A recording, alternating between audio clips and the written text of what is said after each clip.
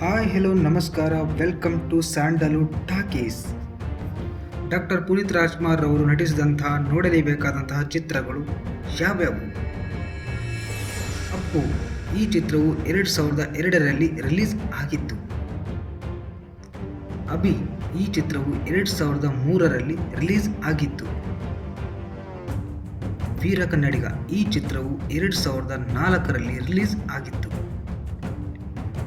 ಮೌರ್ಯ ಈ ಚಿತ್ರವು 2004ರಲ್ಲಿ ರಿಲೀಸ್ ಆಗಿತ್ತು. ಆಕಾಶ್ ಈ ಚಿತ್ರವು 2005ರಲ್ಲಿ ರಿಲೀಸ್ ಆಗಿತ್ತು. ಅರಸು ಈ ಚಿತ್ರವು 2007ರಲ್ಲಿ ರಿಲೀಸ್ ಆಗಿತ್ತು. ಮಿಲನ ಈ ಚಿತ್ರವು 2007ರಲ್ಲಿ ರಿಲೀಸ್ ಆಗಿತ್ತು.